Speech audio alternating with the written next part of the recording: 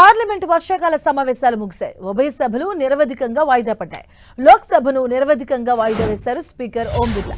July 21 నుంచి ఇవాల్టి వరకు 21 సార్లు సమావేశాలు జరిగాయి. లోక్సభలో మొత్తం 14 బిల్లులను కేంద్రం ప్రవేశపెట్టగా 12 బిల్లులకు ఆమోదం తెలిపింది. లోక్సభలో 55 ప్రశ్నలపై చర్చ జరిగింది. జూలై 28, 29వ తేదీల్లో ఆపరేషన్ సింధూర్పై సుదీర్ఘంగా చర్చ జరిగింది. ఈ నెల 18న భారత అంతరిక్ష విజయాలపై చర్చించారు. మొత్తం చర్చలు 37 గంటలకే పరిమితమయ్యాయి. పార్లమెంటులో చివరి రోజున కూడా వాయిదాల పర్వం కొనసాగింది. అంతకుముందు ఉదయం 11 గంటలకు సభ ప్రారంభం కాగానే బీహార్ ఓట్ల జాబితా సవరణపై విపక్షాలు ఆందోళనకు దిగాయి. ఓట్ల చోరీ అంశంపై చర్చించాలి అని విపక్ష సభ్యులు నినాదాలతో హోరెత్తించారు. దీంతో లోక్సభ వాయిదా 12 గంటలకు వాయిదా పడింది. తిరిగి సభ ప్రారంభమయ్యాక కూడా విపక్షాలు ఆందోళన విరమించలేదు. దీంతో లోక్సభను నిరవధికంగా వాయిదా వేశారు స్పీకర్.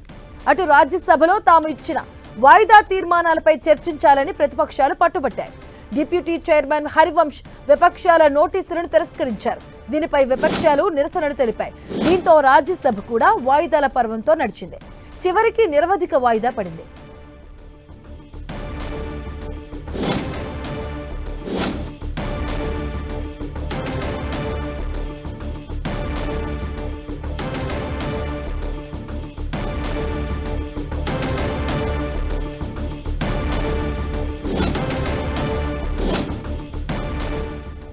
రాజ్యసభ నిరవధిక వాయిదాకు ముందు ఆన్లైన్ గేమింగ్ బిల్లుకు రాజ్యసభ ఆమోదం తెలిపింది.